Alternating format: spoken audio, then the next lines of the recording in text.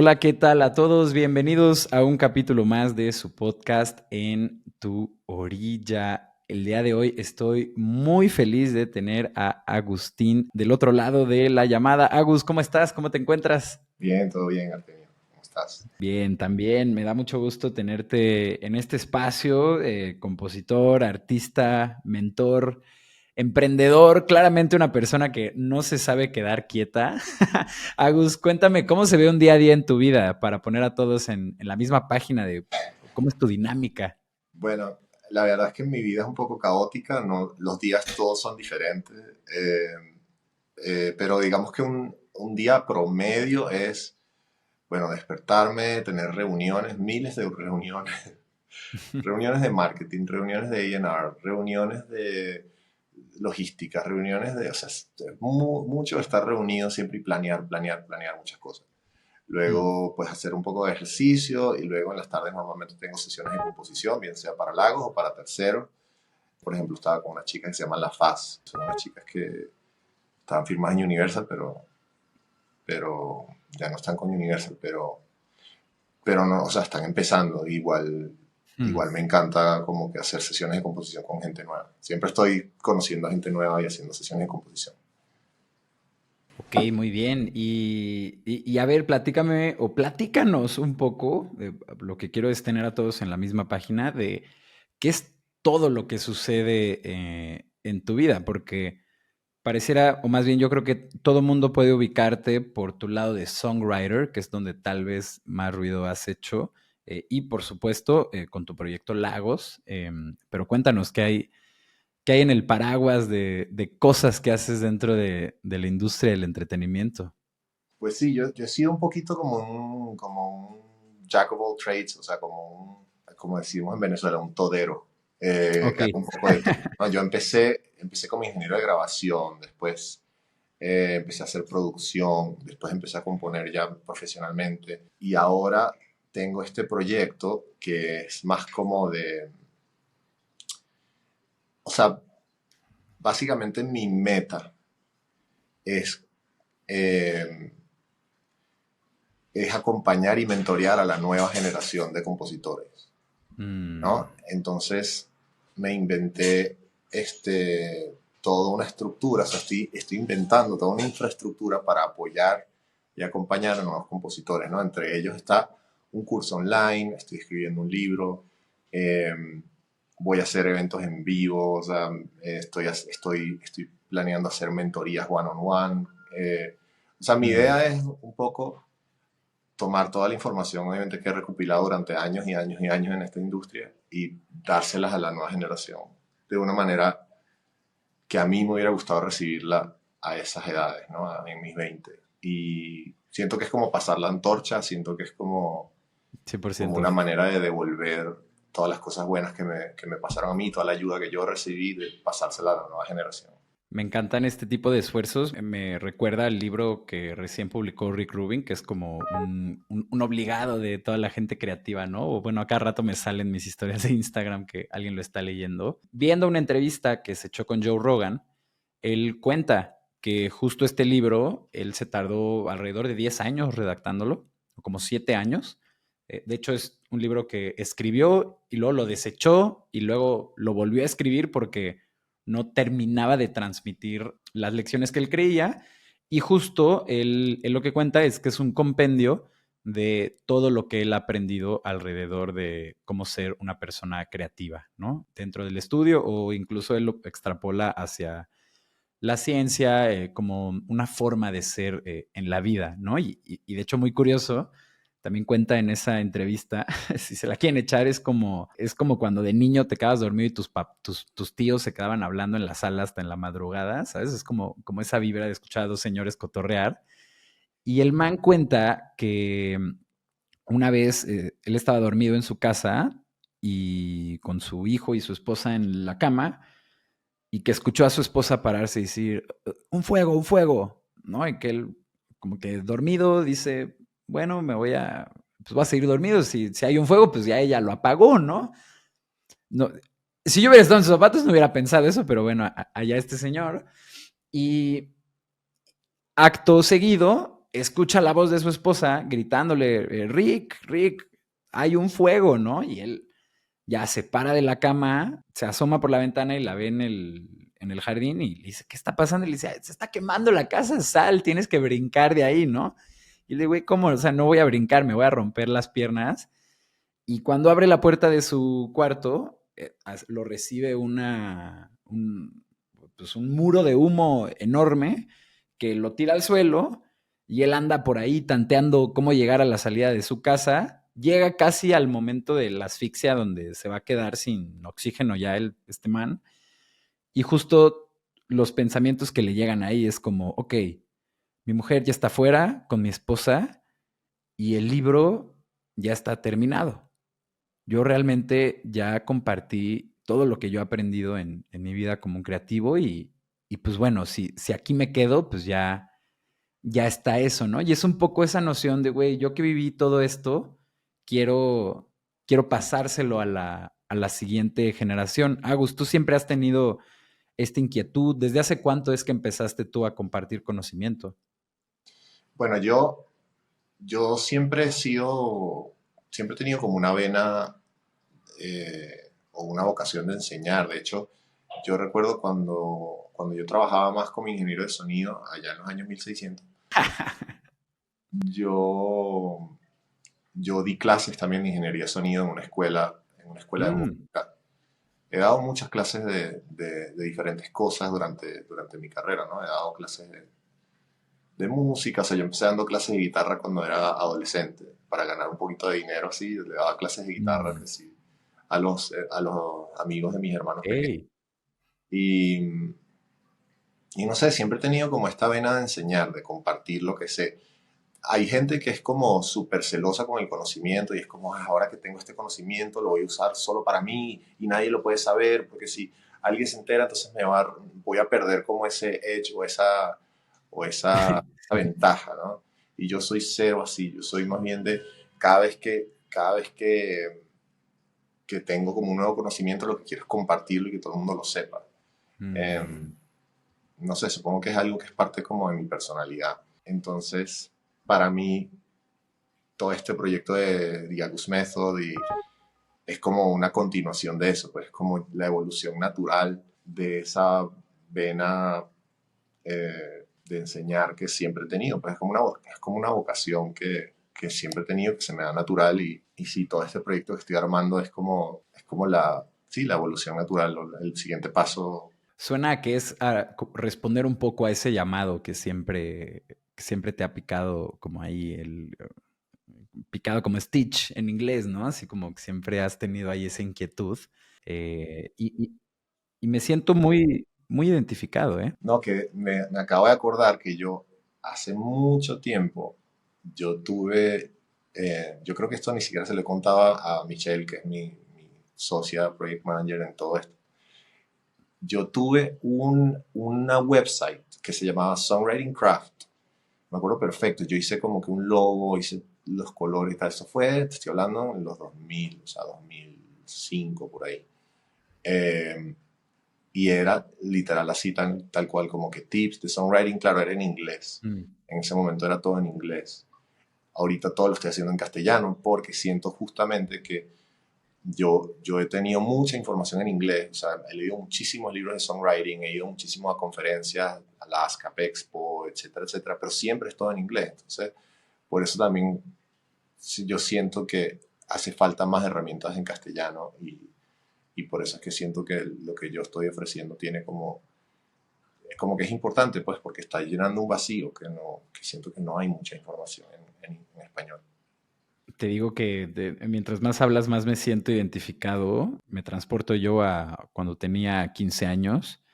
Recuerdo que hice un blog de descubrimiento de música y un poco la tesis era que tenía que ser en español porque todos los sitios de donde yo me robaba música eran anglosajones y no había un equivalente en español más que un par de blogueros que subían discos, ¿no? O sea, eran tiempos de la piratería, eran el buen Turner y no me acuerdo el otro alias del blog, pero decía como, ¿cómo estos son los únicos que están reseñando toda esta música increíble que está saliendo en español? Como pues alguien necesita también también hacer estas cosas en este idioma y también cuando se trata de conocimiento técnico, justo como bien mencionas, ¿no? YouTube, Internet, libros, hay como un mundo de información en este idioma, pero muchas veces falta presentarlo en español.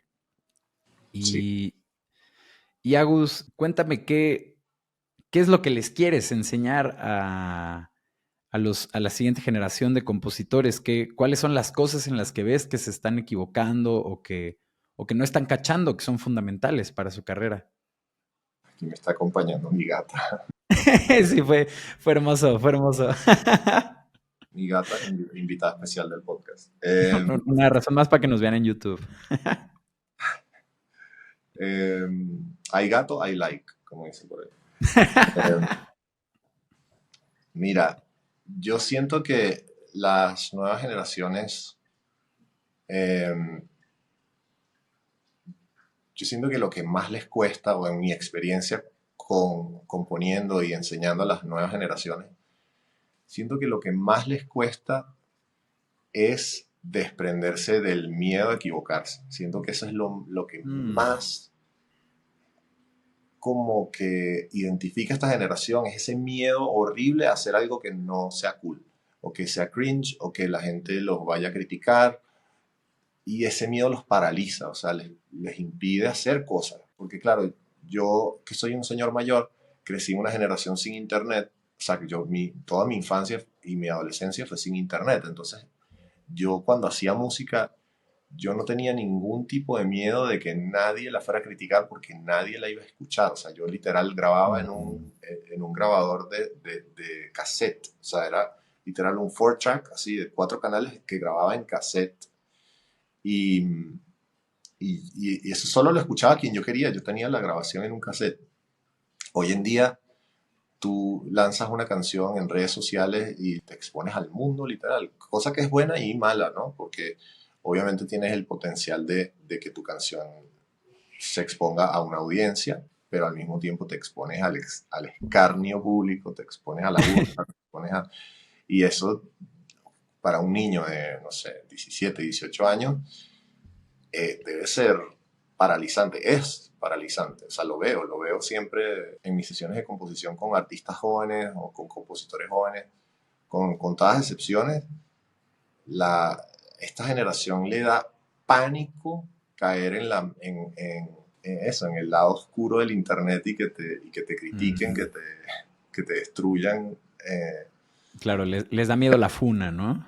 Es difícil. Entonces, claro, su mayor problema es que no quieren abrirse, no quieren sentirse vulnerables, no quieren sentirse que están dejando ver una parte de ellos que no quieren mostrar. Entonces, se quedan mucho en la Mm. superficie, se quedan mucho en el safe zone, en esa zona de confort de voy a hablar de temas genéricos, que no hablen mucho de mí, que no...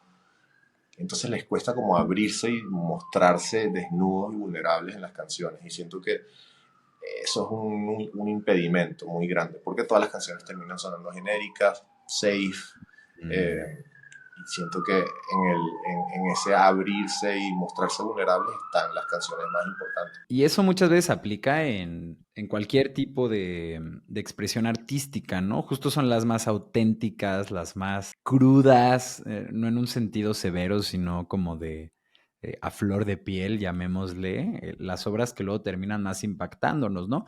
O luego sencillamente en la que menos te preocupaste, resulta que es el hit del disco que hiciste, ¿no?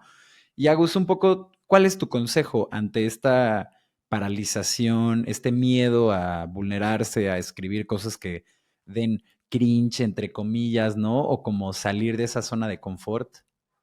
Eh, yo supongo que el consejo que siempre les doy es, o la pregunta más bien que siempre les hago es qué tipo de artista quieres ser. O sea, ¿quieres ser Mm, un artista que realmente comunica, que realmente conecta o no? Es una decisión que cada quien tiene que tomar. Pero si tu camino es realmente el del artista que conecta, que comunica una emoción real, que escribe canciones atemporales, que realmente marquen un hito en la historia musical. O sea, si de verdad quieres ser ese tipo de artista, tienes que tomar riesgos, tienes que estar dispuesto a cagarla y a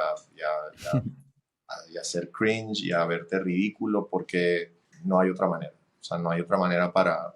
Ese es el camino del artista. El camino del artista es abrirse y exponerse a todo. De hecho, hace poco escuché una obra de arte, ¿cómo se llama? Una obra de arte performativa que hizo una mujer en los años 70, creo que fue, o en los años, que era ella parada en una galería y las instrucciones al público era que podían hacer con ella lo que quisieran y tenía al lado una mesa como con diferentes objetos, o sea, había hasta una pistola, había plumas, había látigos y la gente podía hacer con ella lo que quisiera, ¿no?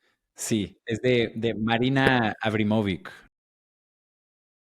Todo, o sea, y ella no se movió en las, no sé cuántas horas fueron, como 8 horas que estuvo ella ahí parada y la gente, o sea, al principio todo empezó muy suave, después la cachetearon, incluso en un momento le pusieron la pistola en la cabeza, o sea, fue una locura ese performance, pero lo que quiero rescatar de ese performance es que eso es una metáfora un poco a lo que es ser artista, ¿no? Es exponerse a todo esto, es estar dispuesto a esa valentía, estar dispuesto a sufrir un poco por tu arte, ¿no?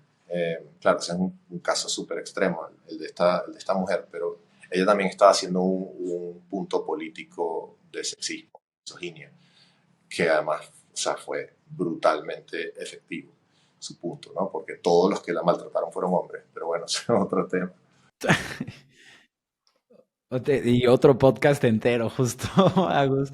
No, pero mira que sí tocas algo que me parece muy profundo y fundamental. Mientras contabas esto, también pensaba yo en su libro. David Byrne habla de cómo a la gente le gusta ver a los artistas en la cuerda floja, ¿no? Y cómo tú cuando te subes a un escenario, si no te estás poniendo en la cuerda floja, realmente no estás dejando nada que pueda apreciar la persona, ¿no? O como decir, como, wow, esta hazaña, ¿no? Y eso, por supuesto, que también aplica a tus composiciones, ¿no? Porque al final del día se puede tratar de algo muy personal, muy oscuro, muy cotidiano, pero al final del día es una extensión de ti. Y una vez que pues, tú le das publicar, ya pertenece al mundo, ¿no? Ya no depende únicamente de lo que tú querías con eso, ya la gente hará lo que quiera, ¿no? Y esa es un poco esta disposición de la que hablas, ¿no? Sí, justo hablando del show en vivo, pensando en el show en vivo y lo de la cuerda floja, siento que, por ejemplo, la gente que hace, que dobla en vivo, la gente que hace lip sync en vivo, a mí me causa un poquito como de aburrimiento, justamente porque no hay riesgo de que esta, o sea, el hecho de cantar en vivo es un performance, ¿no? Y así como estar en una cuerda floja, está el riesgo, la posibilidad de que se te quiebre la voz, que desafines, que pase algo malo. Ese pequeño riesgo de que lo hagas mal es lo que hace que aprecies cuando la gente lo hace bien. Cuando alguien Justo. es súper afinado o hace una nota súper alta y la logra mantener y no se le quiebra la voz y no se le sale un gallo, sabiendo que eso es una posibilidad. Mientras estás viendo un performance y tú sabes que es lip sync, es muy obvio, pierde ese Ujú. elemento como de riesgo y ya no hay performance. Entonces es como que Exacto. sí, la cuerda floja es importante a la hora de... En todo momento. Y Agus, cuéntame cuál es tu perspectiva sobre desarrollar un proyecto musical y vivir de esto en Latinoamérica. ¿Qué has observado tú respecto a este contexto y qué has aprendido? Mira, es un tema difícil de hablar. ¿Por qué? Porque es una industria muy variante, o sea, una industria que no se queda quieta, que lo que funciona hoy ya no funciona mañana. Entonces, lo que sea que salga en este podcast, digamos, cualquier consejo que yo dé en este momento va a ser inútil dentro de un mes o 2 meses, porque la industria cambia demasiado rápido, la manera como las canciones pegan o se viralizan cambia día con día, ¿no? Ahorita es el TikTok, pero no sabemos si en 6 meses ya no es el TikTok, sino que es otra cosa, es otra plataforma, es otra mecánica, es otra manera. Lo único que te puedo decir que estoy viendo ahora con un poquito como donde hay un poquito de consistencia, en donde siento que a pesar de que la industria siga cambiando, esas cosas no van a cambiar, es todo empieza con una buena canción. O sea, siento que las canciones y los discos nunca van a perder importancia. O sea, ahí tienes por ejemplo, a Ley Yorgaki, que siento que sí, la canción esta, la de Capaz, el merengue este Capaz, que fue el que pegó así durísimo en todo el mundo, fue lo que abrió la puerta, pero si ellos no hubieran tenido el disco completo detrás, no hubiera sido el fenómeno que fue. Ha sido solo un one-off, una canción y ya.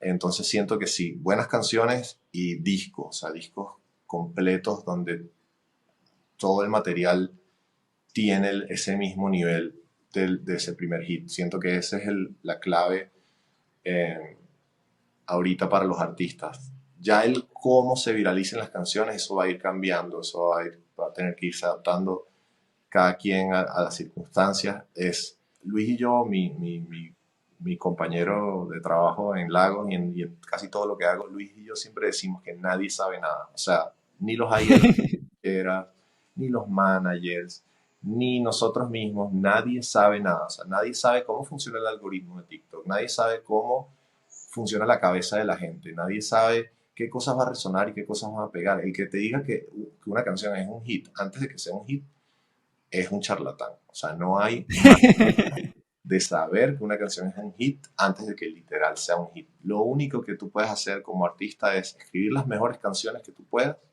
lo más honestas posible para lo que tú eres como persona, que resuenen contigo mismo y ya soltarlas al universo y bueno, lo que tenga que pasar con esa canción pasará, eso ya está fuera de tus manos. Obviamente salir a promocionarla, obvio que sí.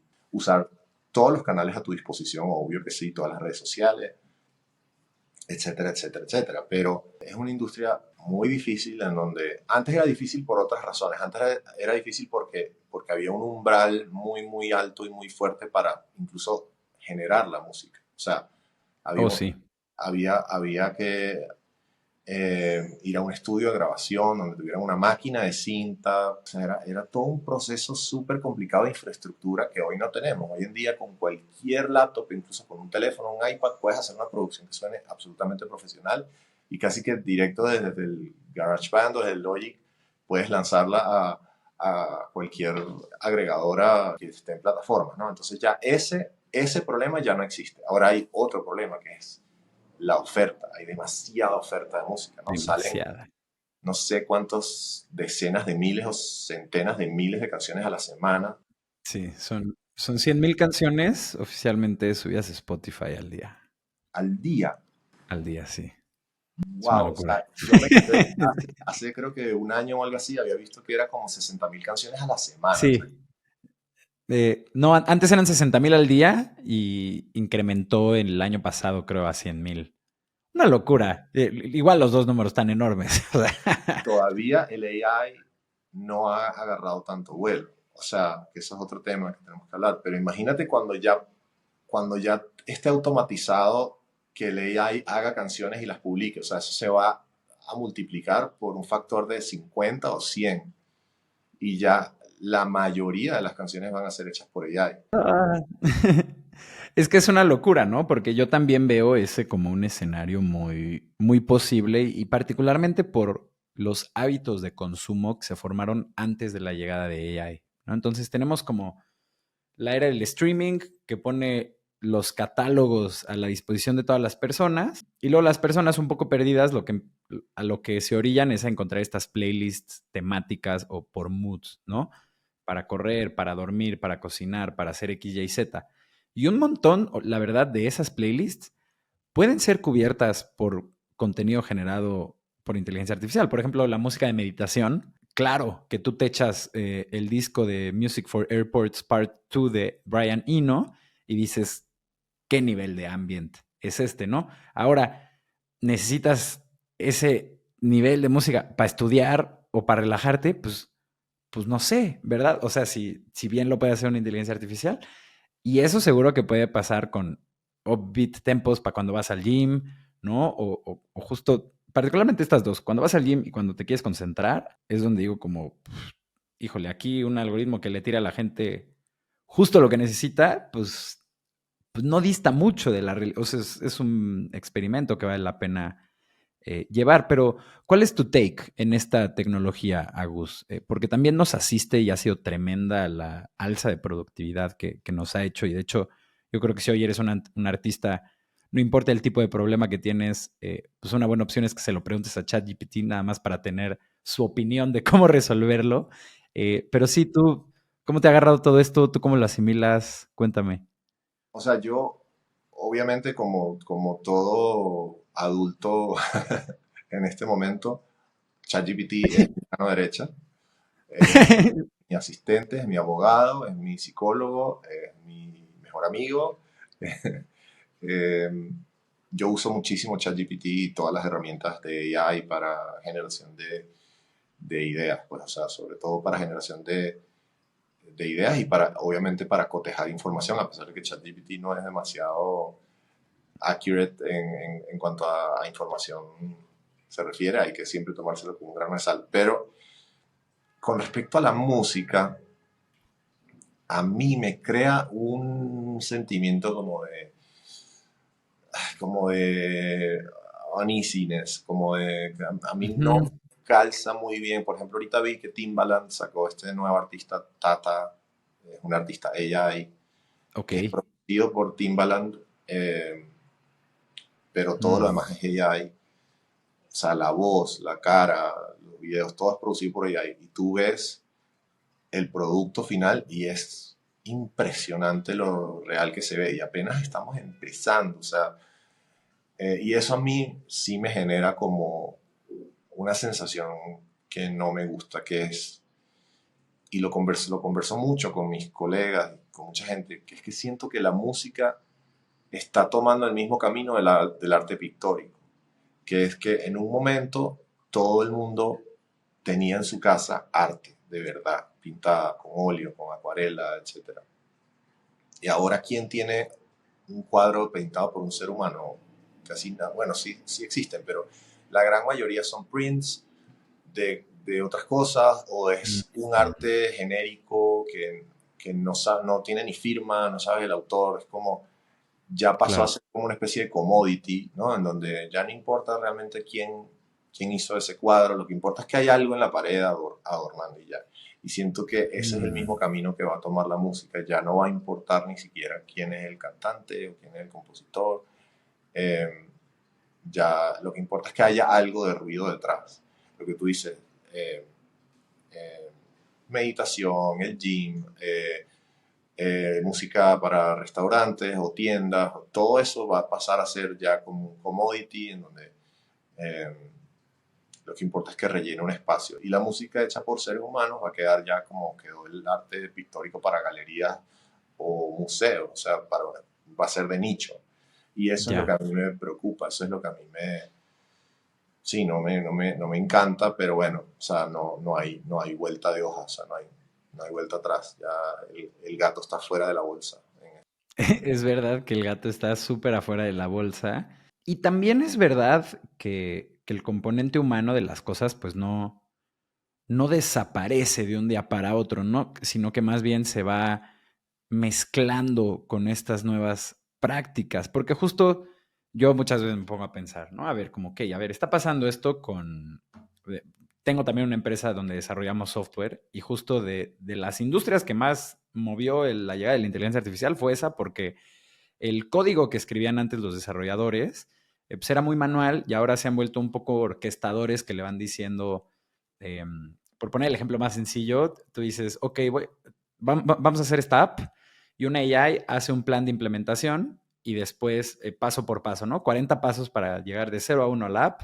Y ahora el rol del desarrollador es ir ejecutando cada uno de esos pasos, revisando qué fue lo que produjo la inteligencia artificial, ¿no? Entonces, dejaron de escribir código, pero igual son fundamentales porque, como bien dices, cualquier resultado que te da una de estas cosas, pues muchas veces alucina, muchas veces tiene esta como inteligencia fragmentada que para unas cosas es bien pilas y luego parece que tiene el cerebro de una gallina, ¿no? Entonces, pues cambió ese rol, pero al final los volvió más importantes todavía. Ahora, en materia de productividad tal vez necesitas menos, pero no necesariamente los reemplazó, ¿no? Sí les quitó un montón de trabajo, que era como repetitivo, muy monótono, o cosas sencillas como puede ser instalar un ambiente para toda la gente que no sabe de qué estoy hablando. Eso es algo un poco complicado, pero que no impacta nada cuando tú haces un software. Y también pienso yo que pues muchas veces los eventos culturales o los fenómenos culturales, más bien esa es la palabra, se dan pues por una conexión masiva que tiene una persona y su forma de ver al mundo, ¿no? Que es un poco, creo, lo que mencionábamos al empezar la charla, ¿no, Agus? O sea, como ante esta época de donde todo puede parecerse, donde un algoritmo es mejor reciclando las ideas que ya existen, incluso que tú mismo, pues lo único que te queda es voltear hacia adentro, ¿no? Y sacar de ahí lo que en ningún otro lugar pues, se va a poder encontrar. ¿O tú qué opinas?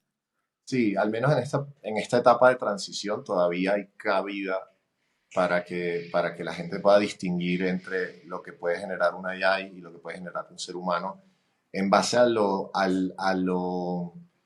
quirky o único que puede ser el contenido, ¿no? Porque la AI va a tender, al menos en esta primera etapa de transición, va a tender a hacer cosas más genéricas, ¿no? Ujú. Eventualmente la AI va a aprender a ser quirky, va a aprender a ser mucho más clever, mucho más, y va a llegar un momento que es indistinguible del contenido generado por humanos.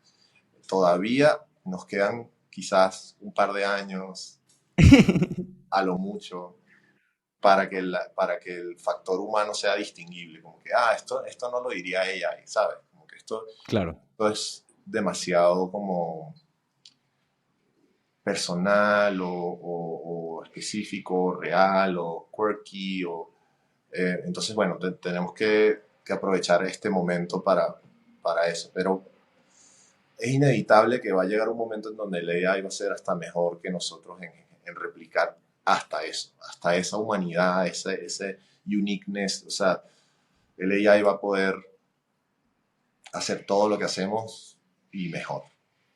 Entonces, ¿cuál es la solución? ¿Cuál es la respuesta? No lo sé. Quizá la respuesta es vivamos el presente, hagamos música mientras todavía tenga valor, mientras todavía el AI no sea absolutamente hegemónico, pero no sé qué nos depara el futuro, ¿no? Sí, no, no, y ponerse de profeta, pues nunca resulta bien, porque también dicen por ahí que luego lo que con nada es un problema, con nada también se soluciona, ¿no? Entonces tal vez estamos aquí profetizando que nos volveremos obsoletos o que será mejor que nosotros y tal vez no es así, ¿no? Pero a ver qué sucede. Oye, Agus, otra cosa de la que yo quería platicar contigo es del hit que tienen con Mónaco. Este hit llega ya entrada tu carrera.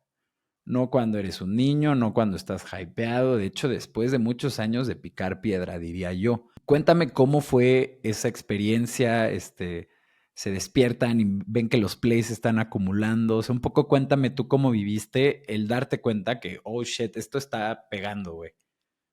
Sí, Mónaco fue un fenómeno muy curioso, muy raro. Era el año 2021. Nosotros ya habíamos escrito Mónaco en 2020 Mm, y éramos solo nosotros, sin Dani, ¿no?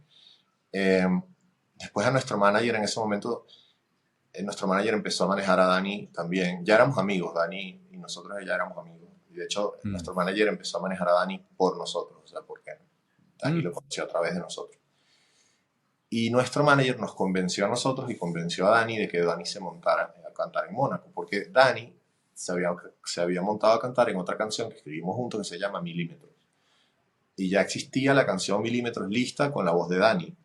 Y nuestro manager fue el que nos convenció y nos dijo, no, no va a ser Milímetros la canción, va a ser Mónaco. Y nosotros, ya va. O sea, todo el mercado está absolutamente plagado de reggaetón urbano. Y Milímetros es una canción que tiene un poquito como de un ritmo bailable, es como un afrobeat. Y nosotros decíamos, tiene mucho más sentido tener a Dani en una canción bailable afrobeat que en una canción como Mónaco, que es synthwave, mucho más lenta, más pop. O sea, esto no va a entrar porque en ese momento las listas editoriales de Spotify tenían mucho poder, cosa que han perdido, pero en ese momento, claro. por ejemplo, el Viva Latino era la playlist más grande en español y tenía muchísimo poder. Y el sueño de todo artista en ese momento era entrar en esa playlist. Y nosotros decíamos, pero es que esto no va a entrar en esa playlist porque no tiene Ya. dembow, no tiene un ritmo bailable. Entonces, y nuestro manager en ese momento como que no, confía en mí, confía en mí. Entonces, bueno, le dimos el voto de confianza. Dani se montó en Mónaco y no en Milímetros. Cuando mostramos Mónaco a la disquera dijo, ah, está bonita, es un buen soft release. O sea, como que esto no va a pegar. Esto es para los fans que ya tienen capturados, esto no va a generar nuevo público. Pero hubo una tormenta perfecta de cosas en donde salió Mónaco y justo a las pocas semanas salió Todo de Ti, de Raúl Alejandro. Claro. Salió Yatra con... ¿cuál fue la canción de Yatra que salió justo ahí después de unos meses después? Creo que fue Tacones Rojos, ¿es que se llama?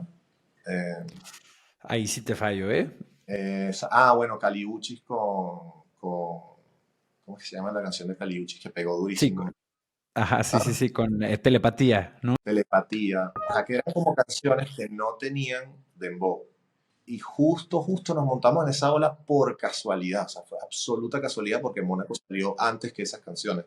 Y cuando salió Mónaco no generó tanto movimiento, o sea, generó buenos plays el primer día, por decirte, o sea, el primer día de Mónaco creo que generó algo así como 30.000 views, 30.000 plays en Spotify, que no es un mal número, es un buen número, pero no es suficiente ni siquiera para entrar a ningún top 200 de ningún país, nada, o sea, no es suficiente.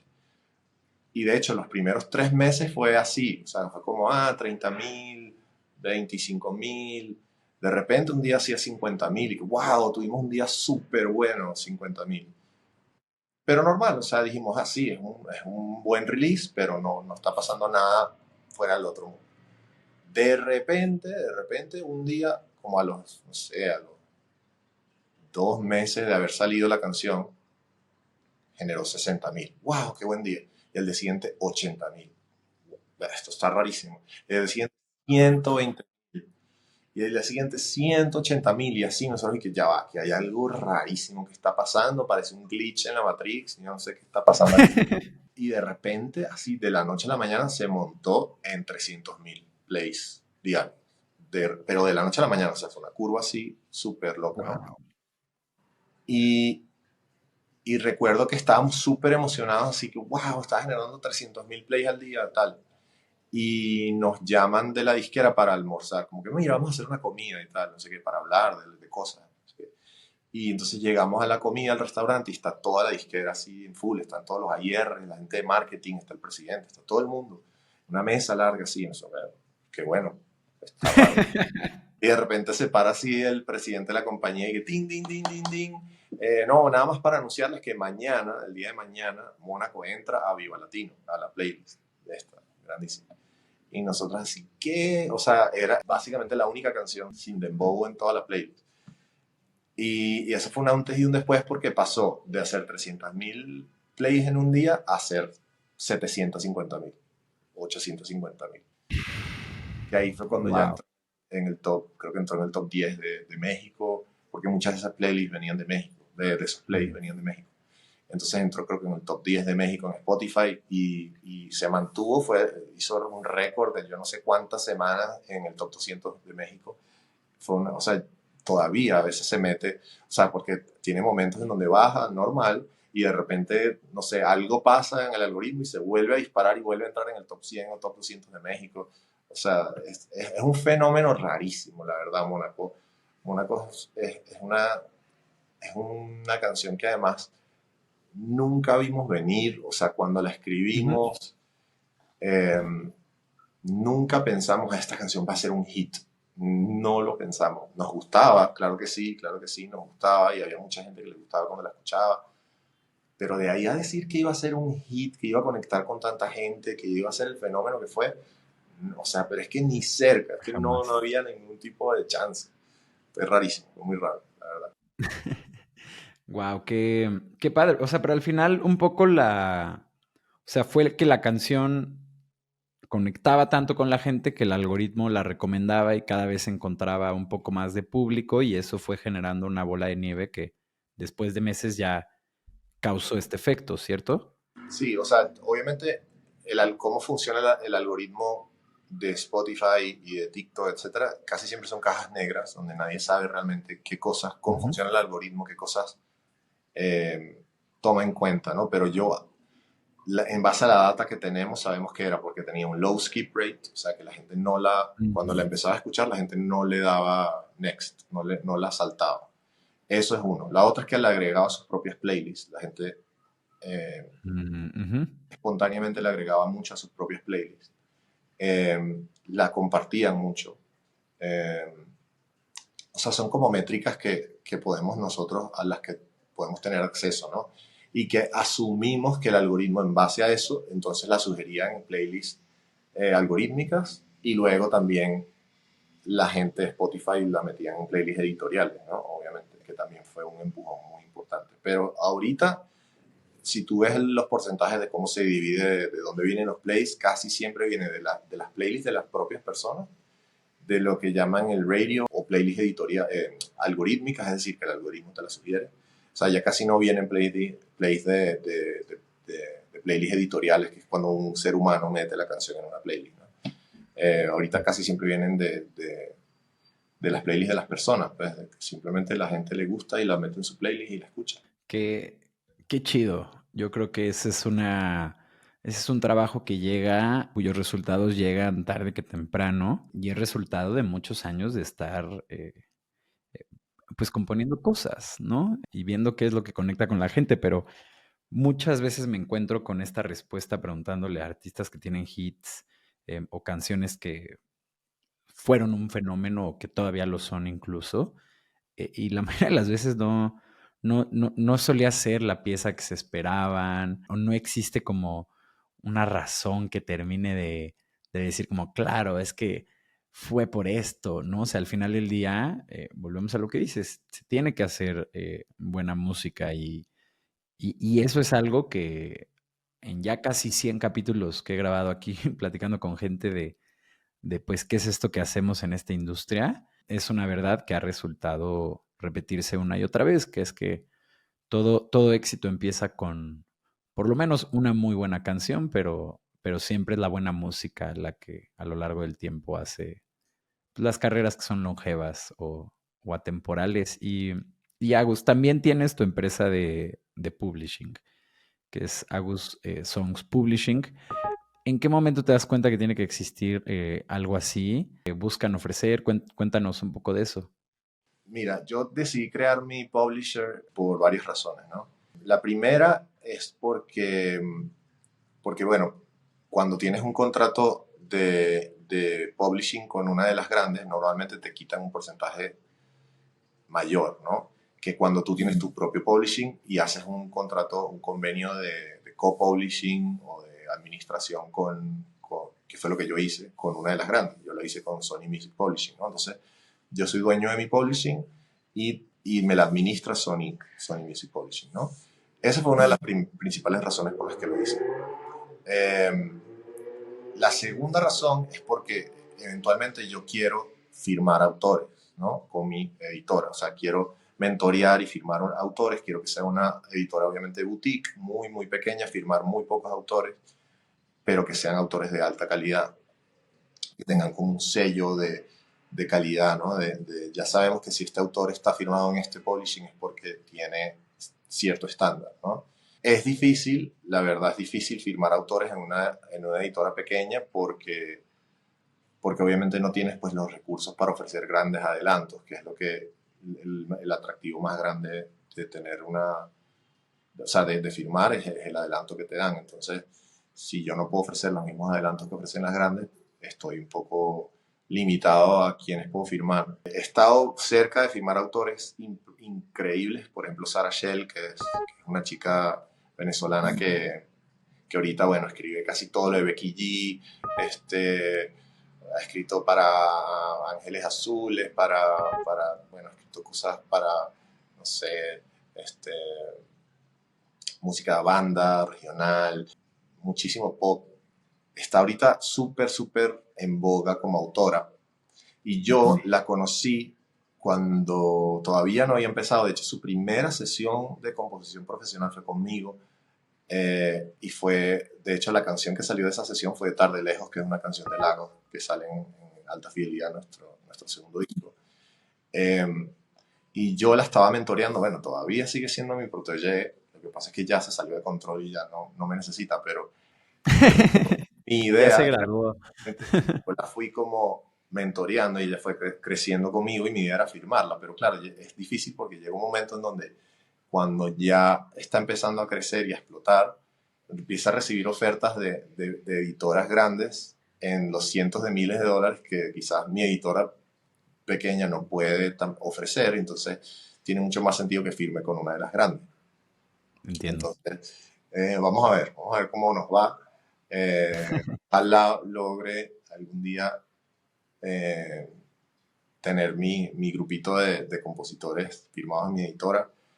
Es mi sueño, pues. La verdad es que es un sueño hacer como una comunidad de autores pequeñitas y de hecho por eso quiero hacer también el programa de mentoría. Es que todo está pensado también para conseguir talento, ¿no? O sea, desde las clases hasta los eventos presenciales que voy a hacer, en donde va a haber un showcase en donde la gente tiene que presentar canciones, y luego los camps donde la gente tiene que aplicar. Todo eso es como un funnel para conseguir talento nuevo, para que entren al programa de mentorías, para ver si logro que firmen con mi editora. O sea, y todo está como ligado y el gol final es ese, firmar talento nuevo y mentorearlos y hacer como una pequeña comunidad de autores que piensen similar, que puedan escribir mucho entre ellos, eh, y que la gente lo tenga ya en mente como que, es esos 5 autores Este grupo, claro. sí, que es de donde salen este tipo de canciones, ¿sabes? Mm. Ese es mi sueño. Y me parece muy inteligente la movida, ¿eh, Agus? La verdad, una que por lo menos en materia estratégica es una muy acertada, ¿no? Que es posicionar un poco tu marca personal slash Agus Method como este lugar para que los compositores se acerquen y tengan recursos de cómo hacer mejor su trabajo, cómo navegar mejor la industria, un poco tu mentoría a lo largo de estos años. Y eso naturalmente, algo que también nosotros hemos visto, pero desde el lado educativo que tiene en teoría, que se inclina más como al marketing musical, no tanto a la parte de producción y composición, pero que muchas veces desde ahí estamos viendo quiénes son esos artistas que tienen un buen como instinto para el mercado. Y es como de, ok, tú no te vas a morir de hambre. O sea, no sé si vas a producir un hit, o si te vas a juntar con alguien que lo va a hacer, pero tú tienes cierta sensibilidad del mercado que de hecho, pásame tu contacto, te sigo en Instagram y voy a ver un poco cómo se desarrolla tu carrera porque capaz que vas a ser alguien que va a hacer cosas en el futuro, ¿no?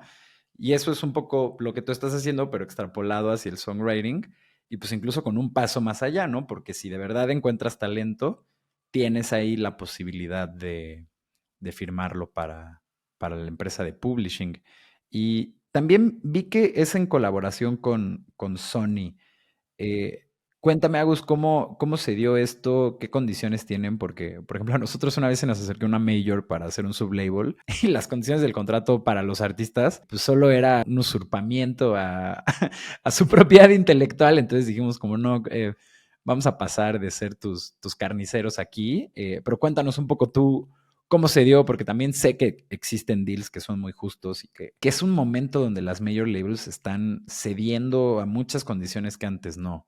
Sí, o sea, las majors siempre es como el casino, ¿no? La casa nunca pierde, nunca pierde. Las majors Gran siempre analogía. tienen sus contratos súper leoninos y súper como desmesurados o desbalanceados a favor de ellos. Eso es algo que ha pasado desde que existen las disqueras, literal.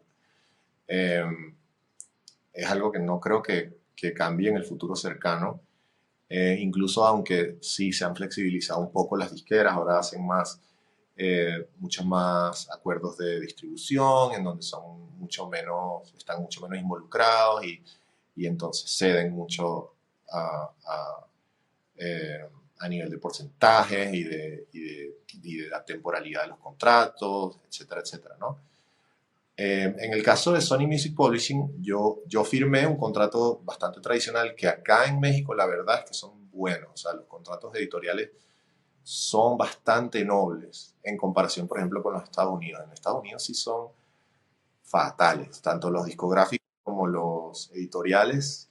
Las disqueras son, o sea, un cuchillo aquí en la garganta y, y es our way or the highway, o sea, no hay otra.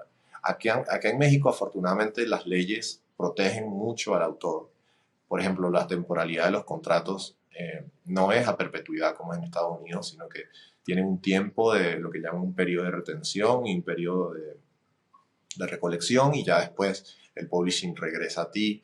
Es muy noble, la verdad. Pero bueno, igual son porcentajes altos en favor de ellos. O sea, ellos te firman lo que llaman ellos 70-30, que en realidad termina siendo 60-40 a favor de ellos. Te voy a explicar por qué. Eh, Ellos llaman 70-30 a favor tuyo, ¿no? Eh, no mentira, saqué mal la cuenta, pero bueno, ahorita sacamos bien la cuenta. 70-30 significa que tú recibes el 70, ellos se quedan con el 30. Pero ¿qué pasa? Ellos, de ese 70% que tú recibes, ellos consideran que el 50% te lo da tu PRO, o sea, la SACEM, el BMI, etcétera. O sea, que realmente la parte de publishing, de mechanical, que es lo que de regalías mecánicas, que es lo que cobra la editora, de ese 50%, ellos se quedan el 30%. Es decir, ellos se quedan realmente el 60%. Me explico, de ese 50%, si lo conviertes en 100, ellos se quedan el 60% y tú solo el 40%. Yo, cuando hice mi propio publishing, firmé con ellos un convenio en donde estamos a 75-25 como autor, es decir, la parte de publishing está 50 y 50. 75-25, hay un 50 que me lo da mi organización autoral, que es la SACE, y luego del otro 50 que queda, estamos 25 y 25, es decir, 50-50. Pero además, como es un co-publishing, de ese 25% estamos también 50 y 50. Es decir, que hay un 12.5% que le corresponde a Aguson's Publishing. Entonces, realmente al final termina siendo eh, 80 y, ¿qué? 87, 87 87.5, exacto. Ajá, exacto. Y ellos se quedan con el 12.5. Esa es la Órale. diferencia que antes sería 70-30, ahorita estamos 87.5, 12.5. Esa es la diferencia de tener mi propio publisher.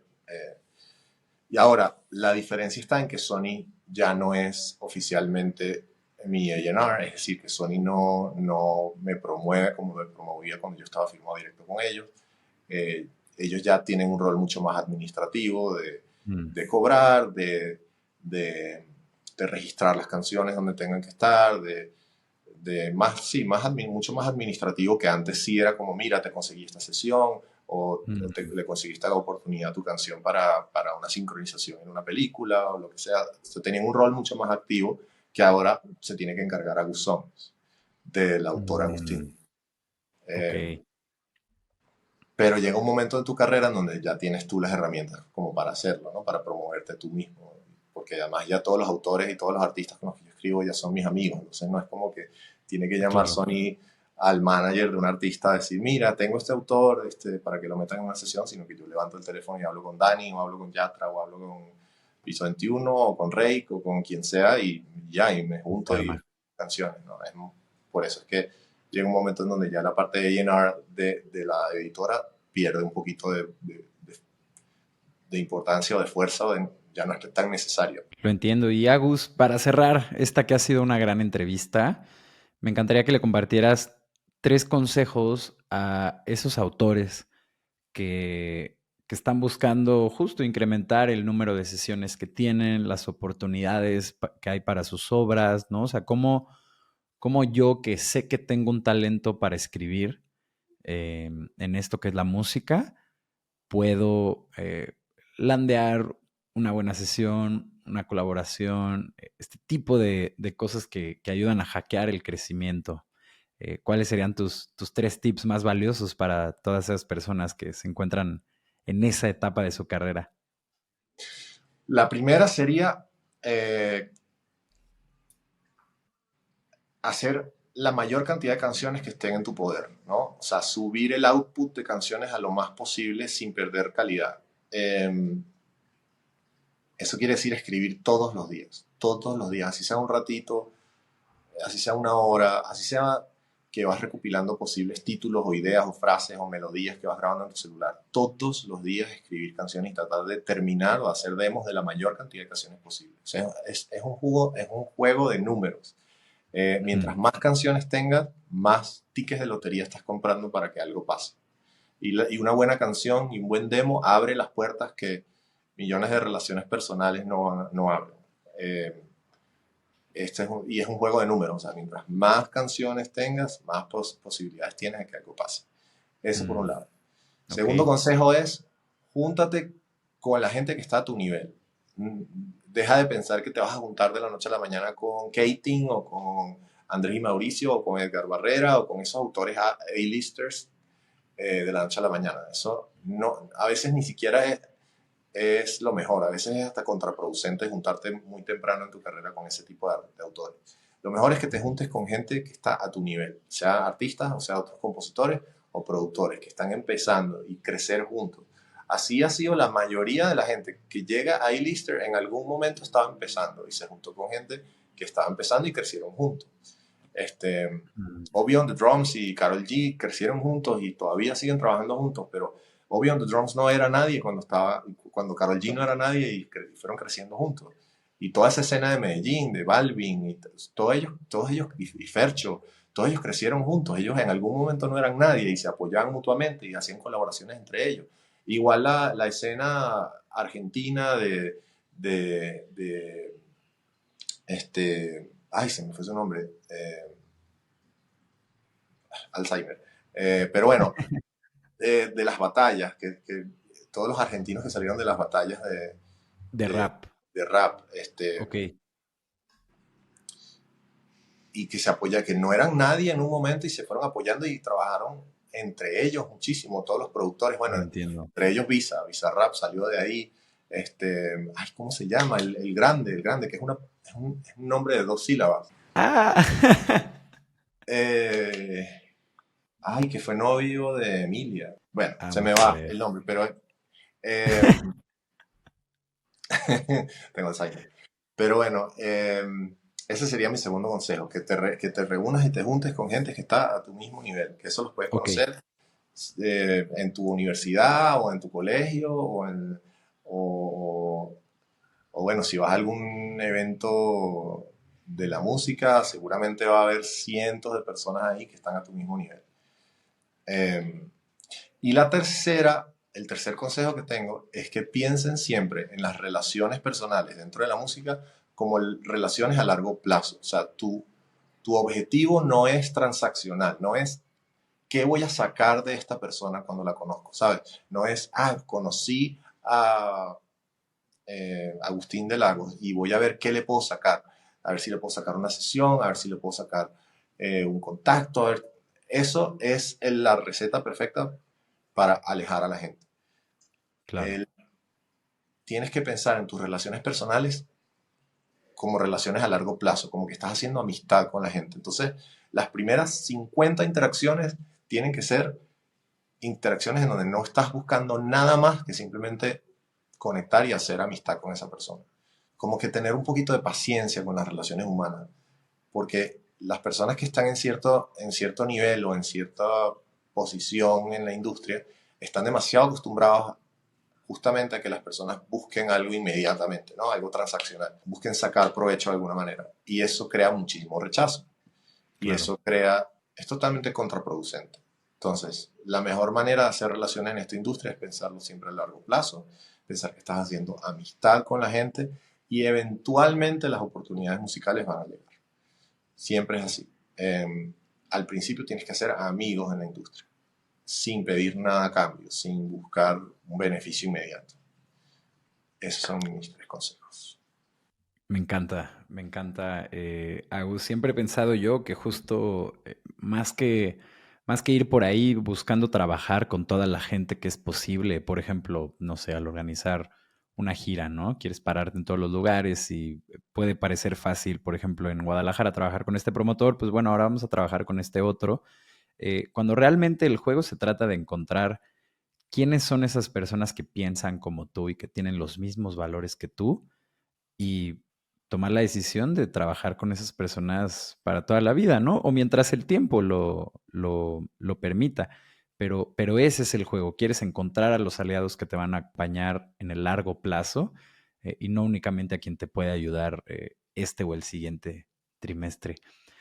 Yo creo, Agus, que con eso podemos cerrar. Muchísimas gracias por esta conversación y por pues genuinamente abrir la cortina de toda tu carrera, de todas tus iniciativas, de cómo le estás haciendo y cómo le hiciste hasta el punto en el que estás ahora. Y también quiero, antes de que terminemos, agradecerle a toda la gente que llegó hasta este punto del capítulo y antes de dejarlos ir, pedirles dos cosas. La primera de ellas es que si nos están viendo en nuestro canal de YouTube, suscríbanse a este canal y dejen un comentario en el video, ya que eso genuinamente nos ayuda a llegar a muchas más personas. Y por otro lado, si conocen a cualquier compositor, productor, booker, manager, realmente cualquier persona que se encuentre en esta carrera que es llevar música al mundo, por favor comparte este podcast con esa persona ya que los estamos buscando. Agus, nuevamente muchas gracias y espero verte para un segundo round en este espacio. Claro que sí, cuando quieras, Artemio, me encanta tu podcast y es un honor de verdad para mí estar acá.